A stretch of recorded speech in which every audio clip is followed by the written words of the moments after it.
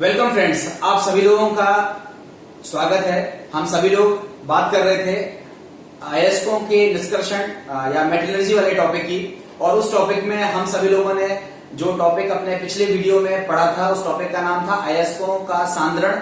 अयस्कों का सांद्रण क्या होता है हमने बताया था उस वीडियो में, और आपको ये भी बताया था कि अयस्कों के सांद्रण की हमारे पास 4 विधियां हैं। उनमें से एक विधि का वर्णन हम उस वीडियो में कर चुके थे जिसका नाम था गुरुत्व पृथक्करण विधि। अब हम यहाँ पर दूसरे वीडियो की बात कर रहे हैं, दूसरी विधि की बात कर रहे हैं, और दूसरी विधि होती है हमारी अयस्कों के सांद्रण की फेन प्लवन विधि। देखिए हेडिंग लिखी हुई है अयस्कों का सांद्रण, और उसकी ये दूसरी विधि है जिसका नाम होता है फेन प्लवन विधि या फ्रूट फ्लोटेशन प्रोसेस। ये हमारी दूसरी विधि है। देखिए इस विधि को मैं शुरू करूं, मैं फिर से कहूंगा कि जो बच्चों ने पिछले वीडियो नहीं देखे हैं वो क्रम से देख लें। छोटे से वीडियो हैं जिससे आपके 2-3 वीडियोस आपके इससे पहले मैं बना चुका हूं, उनको आप क्रम से देख लोगे तो ये चैप्टर पूरा आपको याद हो जाएगा। बोर्ड पे लिखी हुई चीज को मत सोचिए, सारी चीजें किताब में लिखी हुई है। आप चीज समझिए, उसका कंसेप्ट क्या है, उसके पीछे की सिद्धांत क्या है, कैसे वो वर्क करता है। तो एक बार सीख लोगे जिंदगी भर याद रहेगा, कभी नहीं भूलोगे आप। इसलिए सबसे पहले हम बात करते हैं कि अयस्कों के सांद्रण की जो फेन प्लवन विधि है वो होती क्या है। इसके लिए देखो हमारे पास 2 चीजें पता होनी चाहिए। कोई भी विधि हम लगाते हैं तो सबसे पहले हमें यह पता लगना होना चाहिए कि ये विधि कब लगाई जाती है, मतलब इस विधि का हम उपयोग कब करते हैं। कौन से अयस्कों का सांद्रण हम फेन प्लवन विधि से करते हैं, ये क्वेश्चन भी पेपर में आता है। दूसरा क्वेश्चन पूछा जाता है कि ये जो विधि है ये पर्टिकुलर किस सिद्धांत पे काम करती है, किस सिद्धांत पे काम करती है, हमें ये भी पता होना चाहिए। तो उसके लिए सबसे पहले याद रखिए कि इस विधि से हम हल्के अयस्कों का सांद्रण करते हैं। हल्के अयस्क का मतलब है सल्फाइड अयस्क। ध्यान से समझिएगा, इस विधि से हम कौन से अयस्कों का सांद्रण करते हैं, यहां लिख रहे हैं हम सल्फाइड अयस्कों का। याद रखिएगा, सल्फाइड अयस्कों का सांद्रण कर रहे हैं। पेपर में पूछा जाता है कि फेन प्लवन विधि से हम कौन से अयस्कों का सांद्रण करते हैं, तो आंसर होता है कि इस विधि द्वारा या फेन प्लवन विधि द्वारा हम हल्के अयस्क ब्रैकेट में सल्फाइड अयस्कों का सांद्रण करते हैं। कोई पूछे सल्फाइड अयस्क कौन से हैं, तो आप कहोगे जिसमें सल्फर मौजूद हो। सल्फर कौन से किसमें मौजूद होता है आपको पता है, पीबीएस जिसको बोलते हैं गैलेना, आपको पता है CuFeS2 जिसको हम बोलते हैं कॉपर पाइराइट, एक आपने पढ़ा होगा अर्जेंटाइट Ag2S। ये सभी सल्फाइड अयस्क है, देखो सभी में सल्फर है, और इन सभी का हम सांद्रण किस विधि से कर सकते हैं, फेन प्लवन विधि से कर सकते हैं। अब ये तो पता चल गया हमें कि किन का सांद्रण करते हैं। अब दूसरा हमें ये चीज भी पता होनी चाहिए कि इस विधि का उपयोग हम किस सिद्धांत पर करते हैं, मतलब इस विधि की जो प्रवृत्ति है, मतलब कैसे काम करता है ये। तो आप इसका याद रखिए कि इसमें 2 चीजें हैं। देखो हमने जो अयस्क निकाला है खदानों से, हमने क्या देखा था कि उसको पहले हमने बारीक पीस लिया, उसमें अयस्क तो था ही और फालतू चीजें थी, मतलब गैंग था। हमारा टारगेट था कि अयस्क अलग हो जाए, जो आपका गैंग है वो अलग हो जाए। अयस्क और गैंग को अलग करने की जो विधि है वही सांद्रण की विधि है। तो यहां पर जो सिद्धांत काम कर रहा है कि हमारे पास 2 लिक्विड है। 2 लिक्विड कौन से हैं, एक लिक्विड का नाम है तेल या जिसको बोलते हैं ऑयल, और दूसरे लिक्विड का नाम है वाटर। तो अयस्क जो है वो तेल को पसंद करते हैं। जैसे थोड़ी देर के लिए आप शादी बारातों में जाते हो, मान लो आपको रसमलाई पसंद है, तो आपको अगर रसमलाई मिल गई तो आप पता चला सारी चीज छोड़ दी, रसमलाई पे टूट पड़े। अब किसी व्यक्ति को रसमलाई नहीं पसंद है, उसको पता चला कि कुछ मटर पनीर पसंद है, तो वो पता चला मटर पनीर पे टूट पड़ा। तो इसका मतलब ये हुआ कि जिसको जो पसंद है वो उस प्रवृत्ति का चीज होगा। सेम चीज यहाँ पर है, जो अयस्क है उसको क्या चीज पसंद है, सल्फाइड अयस्क को क्या पसंद है, ऑयल पसंद है, तो वो ऑयल के साथ भीगना पसंद करेंगे, ऑयल के साथ गीले होना पसंद करेंगे। अगर उनको उनमें पानी और तेल दोनों डाला जाएगा तो वो कहेंगे हमारे पास हमारे मतलब का तो क्या है, ऑयल है, हम तो ऑयल से अटैच होंगे, हम पानी से क्यों अटैच होंगे। और जो गैंग होता है उसको क्या पसंद है, पानी पसंद है। तो इसका मतलब जो गैंग है और जो हमारा अयस्क है उसकी प्रवृत्ति अलग अलग होती है, द्रवों से भीगने की प्रवृत्ति अलग अलग होती है, और यही वो सिद्धांत है जिसको फेन प्लवन विधि पर लगाया जाता है। देखो यहाँ पर लिखा भी है कि यह विधि अयस्कों तथा गैंगों की सतहों की किसी द्रव से भीगने की प्रवृत्ति पर आधारित होती है। आपको बता भी दिया मैंने, अयस्क भीगते हैं तेल के साथ और गैंग भीगता है जल के साथ। अब देखो जब हमने पता लगा लिया कि कौन से अयस्कों का सांद्रण करते हैं, इसके पीछे का प्रिंसिपल क्या है, तो हमने जब दोनों चीजें पता लगा ली तो अब हम बात करते हैं इसमें हम करते क्या है। तो इसमें सबसे पहले हम क्या करते हैं, एक लेते हैं लोहे का टैंक। याद रखिएगा, मैं जो भाषा बोल रहा हूं याद करिएगा। एक हम लेते हैं लोहे का टैंक, उसमें भर लेते हैं जल। लोहे का टैंक, उसमें भर लेते हैं जल, और उसमें 3 चीजें मिलाते हैं। सबसे पहला, जिस अयस्क को हमें सांद्रित करना है तो हम उसको पीस के भर देते हैं, मतलब बारीक पिसा हुआ अयस्क लेते हैं, जल तो है ही, जल के साथ साथ क्या लिया, बारीक पिसा हुआ अयस्क लेते हैं, उसमें थोड़ा सा क्या मिलाते हैं, चीड़ का तेल मिलाते हैं। चीड़ एक पेड़ का नाम होता है, आपको पता है पहाड़ी क्षेत्र जो होते हैं वहां चीड़ देवदार के वृक्ष पाए जाते हैं। पाइन्स के जो पेड़ होते हैं वहां से मिलने वाला जो ऑयल होगा वो पाइन ऑयल कहलाएगा। तो चीड़ का तेल, हम अगर चीड़ का तेल नहीं मिल पाता है तो आप यूकेलिप्टस का ऑयल ले सकते हो। तो चीड़ का तेल मिला देते हैं और थोड़ा सा क्या मिला देते हैं, पोटेशियम एथल जेनथेट। अब क्यों मिला देते हैं, क्या रीजन है, भी सिखा रहे हैं। अभी तो आपने क्या काम किया, एक लोहे का टैंक लिया, उसमें जल भर लिया, उसमें बारीक पिसा हुआ अयस्क डाल दिया और उसमें अल्प मात्रा में चीड़ का तेल ले लिया, पाइन ऑयल ले लिया और थोड़ी सी मात्रा में एथल जेनथेट मिला दिया और उसके बाद उसमें तेजी से वायु प्रवाहित करी, तेजी से वायु प्रवाहित करी। वायु प्रवाहित करने पर झाग उत्पन्न हुआ और उस झाग के साथ सारा का सारा सल्फाइड अयस्क इकट्ठा हो गया। देखो तेल के साथ भीगा कौन, अयस्क, और वो तेल ने बनाया झाग, तो वो हो गया ऊपर। तो इसका मतलब जो झाग है उसमें क्या चीज मौजूद है, तो आपका वो सल्फाइड अयस्क कहां चला गया, झाग में। और जो अशुद्धियां थी, जो गैंग था, वो जल के साथ भीग गया, वजन उसका ज्यादा हो गया, तेल हल्का होता है ऊपर जाता है, वजनदार चीज नीचे आती है, तो गैंग सारा का सारा कहां बैठ गया, नीचे की तरफ बैठ गया। तो देखो ये नीचे की तरफ बैठ गया है गैंग और ऊपर की तरफ आ गया है झाग, और इस झाग में क्या आ गया है, अयस्क। और इस तरह से झाग को इकट्ठा कर लेंगे और इस झाग को इकट्ठा करने के बाद हम अयस्क को सेपरेट कर लेते हैं और उस विधि को हम बोलते हैं अयस्कों के, कि अब हमारा अयस्क सांद्रित हो गया और इस सांद्रण की इस विधि को हम क्या बोलते हैं, फेन प्लवन विधि द्वारा अयस्कों का सांद्रण कर लिया। अब देखो इसमें सबसे पहले एक नाम लिया हमने झाग। एक उदाहरण लो, सबसे पहली चीज एक उदाहरण लेते हैं। हमने एक बाल्टी में पानी लिया और उस बाल्टी में पानी लेकर के एक पाइप से फूंका। आप देखो बुलबुले तो आएंगे, मगर क्या सादा पानी में झाग बन जाएगा? आप करके देखिएगा, नहीं बनेगा। अब आप एक दूसरा एक्सपेरिमेंट करिएगा, उसी पानी में थोड़ा सा तेल डाल दीजिएगा, घर में जो सरसों का तेल वगैरह है या कोई भी तेल है वो डाल दीजिएगा और डालने के बाद आप खूब तेजी से फूंक मारिएगा तो आप देखोगे कि थोड़ा थोड़ा फेन उत्पन्न हो जाएगा। एग्जैक्टली ज्यादा तो नहीं होगा पर थोड़ा थोड़ा उत्पन्न होगा, क्योंकि आपकी जो वायु है उसमें वेग जो है वो कम होता है, उसमें वायु बहुत धीमी गति से आप फूंकते हो, इसलिए थोड़े बुलबुले कम बनते हैं। अगर यही वायु बहुत तेजी के साथ, प्रेशर के साथ, जैसे जब हम गाड़ियां वगैरह धुलने के लिए जो पानी यूज करते हैं, तब वो उतनी प्रेशर के साथ हम उसमें वायु प्रवाहित करते हैं तो झाग ढेर सारा बनेगा। तो इसका मतलब वो जो तेल है वो कहीं ना कहीं झाग बनाने वाला काम करता है, फेन बनाने वाला काम करता है।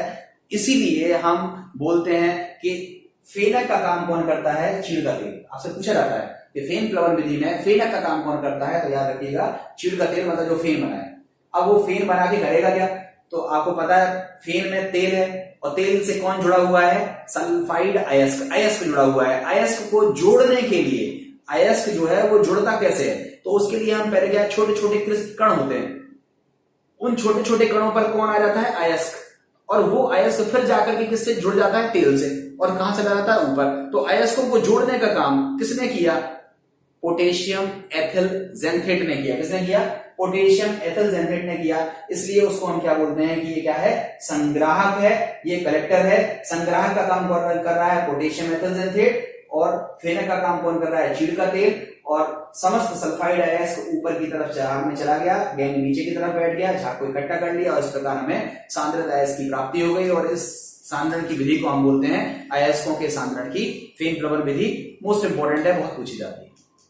अब एक बार हम इसको रिकॉल करके देख लेते हैं कि अगर हम आपसे पूछे अयस्कों के सांद्रण की फेन प्लवन विधि क्या है, तो आप क्या लिखोगे, अयस्कों के सांद्रण की फेन प्लवन विधि द्वारा हल्के अयस्क ब्रैकेट में सल्फाइड अयस्क जैसे PbS, CuFeS2, Ag2S इत्यादि का सांद्रण किया जाता है। यह विधि अयस्क और गैंग की सतह की भिन्न भिन्न द्रवों से अलग अलग प्रवृत्तियों से भीगने के गुणों पर आधारित होती है। इस विधि में हम एक लोहे का टैंक लेते हैं, उसमें जल भर देते हैं, तत्पश्चात इसमें बारीक पिसा हुआ अयस्क लेते हैं, अल्प मात्रा में चीड़ का तेल अथवा यूकेलिप्टस का तेल मिलाते हैं तथा पोटेशियम एथिल जेनथेट मिलाते हैं। तत्पश्चात इसमें तेजी से वायु प्रवाहित करते हैं जिससे झाग उत्पन्न होता है। समस्त सल्फाइड अयस्क तेल के साथ भीगकर झाग के रूप में ऊपर चला जाता है और समस्त अशुद्धियां जल के साथ भीगकर तली में बैठ जाती हैं। झाग को एकत्रित करके सल्फाइड अयस्क प्राप्त कर लिया जाता है। इस प्रकार हमें सांद्रित अयस्क की प्राप्ति होती है और अयस्कों के सांद्रण की इस विधि को हम क्या बोलते हैं, फेन प्लवन विधि। और साथ में ये चित्र बना देंगे, इस तरह से हमारा ये आंसर कंप्लीट हो जाएगा। तो ये तो थी हमारे अयस्कों की सांद्रण की फेन प्लवन विधि। अब हम बात करते हैं दूसरी या कहें तो तीसरी विधि की, जिसका नाम होता है चुंबकीय पृथक्करण विधि। आपसे ये भी क्वेश्चन बोर्ड में बहुत पूछा जाता है कि अयस्कों के सांद्रण की जो चुंबकीय पृथक्करण विधि है उसका सचित्र वर्णन कीजिए, या चुंबकीय पृथक्करण विधि द्वारा हम कौन से अयस्कों का सांद्रण करते हैं।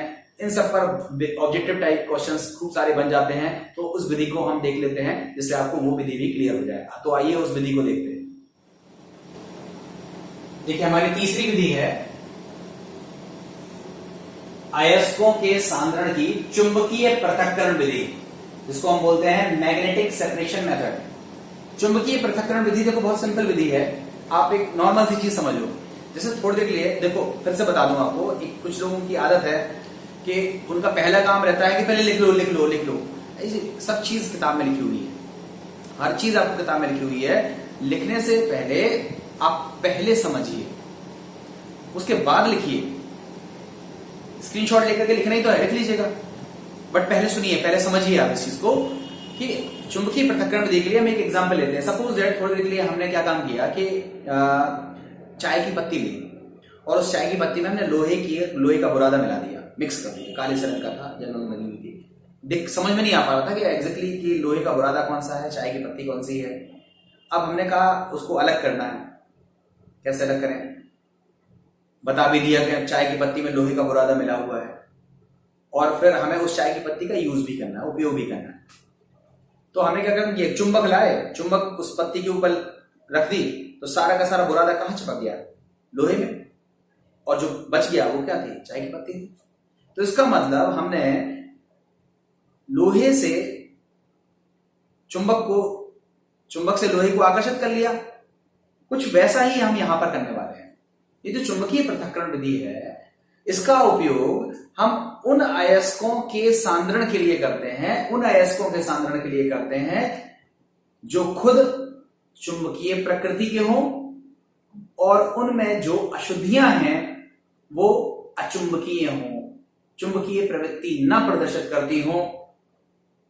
ऐसे अयस्कों का सांद्रण हम चुंबकीय पृथक्करण विधि से करते हैं। कोई पूछता है कि चुंबकीय पृथक्करण विधि से हम किन अयस्कों का सांद्रण करते हैं, तो आपका आंसर क्या होगा कि जो अयस्क स्वयं चुंबकीय प्रवृत्ति के होते हैं एवं उनमें उपस्थित अशुद्धियां अचुंबकीय प्रवृत्ति की होती हैं, उनका सांद्रण हम चुंबकीय पृथक्करण विधि से कर सकते हैं।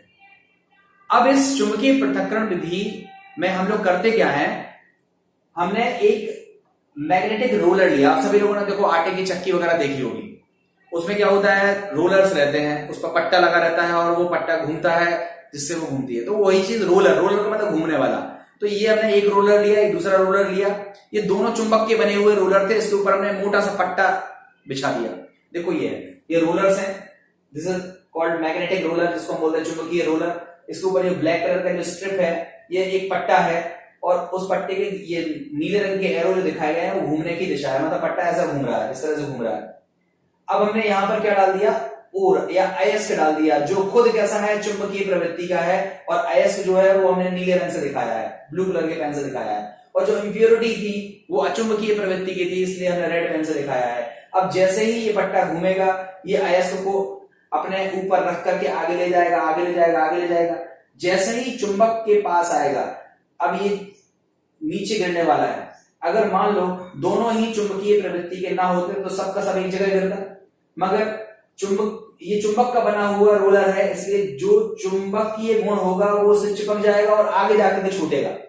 मतलब चुंबकीय पदार्थ यहां गिरेगा और अचुंबकीय पदार्थ यहां गिरेगा। इस तरह से अयस्क अलग हो गया, गेंद अलग हो गया, और अयस्कों और गेंदों के अलग करने की या सांद्रण की इस विधि को ही हम क्या बोलते हैं, चुंबकीय पृथक्करण विधि। और इस विधि से हम किस पर्टिकुलर एक अयस्क का सांद्रण करते हैं वो उदाहरण के लिए लिखा हुआ है। ये बोर्ड का पूछा गया क्वेश्चन है, और उस क्वेश्चन को आप देख लीजिए, आपको समझ में आ जाएगा। देखो सबसे पहले एक नाम याद कर लो, जो नाम मैंने आपको बताया नहीं है, वोल्फ्रेमाइड। देखो ये बहुत पूछा जाता है, जनरल नॉलेज का क्वेश्चन है, आपसे पूछा जाता है वोल्फ्रेमाइड किस धातु का अयस्क होता है। तो याद रखिए ये टंगस्टन धातु का अयस्क होता है, टंगस्टन, जिसको हम W से इंडिकेट करते हैं। तो टंगस्टन धातु का ये अयस्क है, नाम क्या होता है, वोल्फ्रेमाइड, और फॉर्मूला क्या होता है, FeWO4। FeWO4 ये वोल्फ्रेमाइड है, ये एक अयस्क है जिसके पास लौह चुंबकीय गुण होता है, मतलब लोहे से मतलब ये चुंबक से चिपकने वाला गुण होता है। तो ये वोल्फ्रामाइट है, ये हमारा अयस्क है। और इसमें जो अशुद्धियां होती हैं वो किसकी होती हैं? कैसिटराइड की, जिसका सूत्र क्या होता है? SnO2। ये अशुद्धियां हैं और ये हमारा अयस्क है। तो चुंबकीय अयस्क वोल्फ्रामाइट को कैसिटराइड से चुंबकीय पृथक्करण विधि से अलग करते हैं। ये आपका लिखा हुआ है, ये चुंबकीय अयस्क अलग हो गया, चुंबकीय अशुद्धियां अलग हो गई, और इस तरह से हमारे इस विधि को हम बोलते हैं चुंबकीय पृथक्करण विधि। देखो भाषा भी आप देख लीजिए, यह विधि उन अयस्कों के लिए प्रयोग की जाती है जिसमें अयस्क अथवा उसमें उपस्थित गैंग किसी एक की प्रकृति लौह चुंबकीय की हो। मतलब अभी हमने कहा कि चुंबकीय प्रकृति का कौन है? अयस्क, और अचुंबकीय प्रकृति की क्या है? अशुद्धियां। उल्टा भी हो सकता है कि चुंबकीय प्रकृति की हो अशुद्धियां और अयस्क कैसा हो? अचुंबकीय प्रवृत्ति का हो, तब भी हम उसका शोधन या सांद्रण इस विधि से कर सकते हैं, और इस सांद्रण की विधि को हम बोलते हैं चुंबकीय पृथक्करण विधि। इन दोनों विधियों को आप किताब से पढ़ लीजिएगा और इसके नोट्स बना लीजिएगा, चित्र साथ बना लीजिएगा। ये मोस्ट इंपॉर्टेंट है और बोर्ड में बहुत पूछी जाती है।